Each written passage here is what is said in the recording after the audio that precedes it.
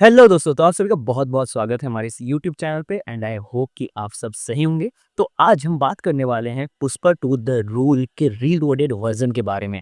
आप में से कई जन ने पुष्पा टू द रूल तो देख लिया होगा, लेकिन उसमें कुछ-कुछ पॉइंट्स थे जो कि बहुत लोगों को समझ में नहीं आया और अभी हाल-फिलहाल में ही इसकी रीलोडेड वर्ज़न आई है, जिसमें आपको जो-जो पॉइंट्स नहीं समझ में आए थे या तो उसमें आधे-अधूरे दिखाए गए थे, वो आप लोग को अब इस मूवी को देखने के बाद समझ में आ जाएगा। तो आज हम बात करने वाले हैं इसी कुछ डिटेल्स के बारे में और पूरी डिटेल तो मैं आप लोग को नहीं बताऊंगा, वरना उस मूवी को देखने का जो मजा है वो खत्म हो जाएगा। तो अगर आप लोग मूवी लवर्स हैं तो जाके एक बार उस मूवी को फिर से देख लेना और उसका एंजॉयमेंट अलग ही होने वाला है।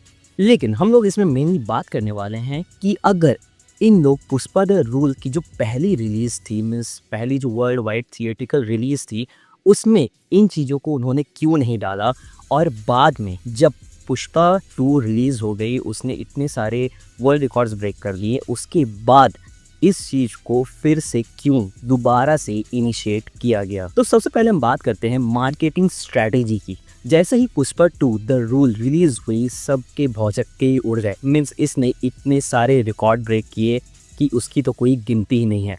आज तक की सबसे ज़्यादा रिकॉर्ड ब्रेकिंग मूवी ये बन गई और अल्लू अर्जुन का स्टारडम एकदम अपने चरम सीमा पर पहुंच गया और उन्हें बहुत कुछ मिला, मीन्स बहुत ही ज़्यादा। उनकी रिकग्नाइजेशन जो है वो एक ग्लोबल लेवल पे हो गई और वो कहीं ना कहीं जेल का भी सैर करने वाले थे, लेकिन वो बच गए।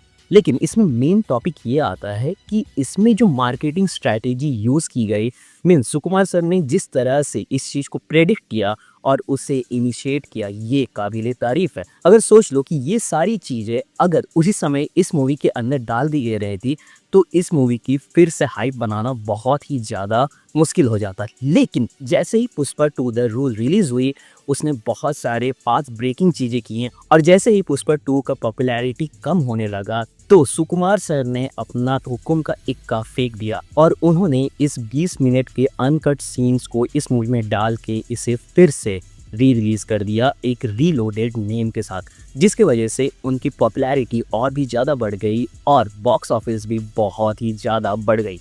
और इसकी वजह से क्या हो गया कि इस मूवी की हाइप जो है वो बहुत ही ज़्यादा बढ़ गई और इस वजह से इसकी जो पार्ट 3 आने वाली है, मीन्स पुष्पा द रैम्पेज, उसकी भी इम्पोर्टेंस बहुत ही ज़्यादा बढ़ गई। अब नंबर 2 हम लोग बात करते हैं इसकी आर्टिस्टिक नेचर के ऊपर में। मीन्स स्टोरी को दिखाने का जो तरीका है वो एक अलग ही अंदाज था। इससे पहले इस टेक्निक को हम लोगों ने एनिमल मूवी में देखा था। जब आप लोग एनिमल मूवी को थिएटर में देखते हो तो उसकी लेंथ कम थी, लेकिन जैसे ही वो ऑनलाइन प्लेटफॉर्म्स पे रिलीज हुई, उसमें उसकी जो लेंथ थी वो बढ़ गई थी और उसके वजह से क्या हुआ कि इंसानों के अंदर में क्यूरियोसिटी बढ़ी और जिसने एनिमल मूवी को थिएटर में देखा था उसने फिर से उसे रीवॉच किया ऑनलाइन, जिसके वजह से उनकी व्यू काउंट भी बढ़ गए। और ये जो तरीका है, इसी चीज़ को सुकुमार सर ने भी बहुत ही अच्छे तरह से परफॉर्म किया और ये कहीं ना कहीं वर्क होता हुआ भी दिख रहा है। तो तुम लोगों को क्या लगता है कि ये चीज़ जो हुई है वो सही है या नहीं? क्या तुम लोग के पैसे बर्बाद हो गए या तुम लोग और भी ज़्यादा एक्साइटेड हो? इस चीज़ को मुझे कमेंट सेक्शन पे ज़रूर बताना। और अगर ये वीडियो तुम लोग को पसंद आई तो वीडियो को लाइक कर देना, चैनल को सब्सक्राइब कर लेना और तब तक के लिए मिलते हैं नेक्स्ट वीडियो में। तब तक के लिए take care, bye bye, be safe.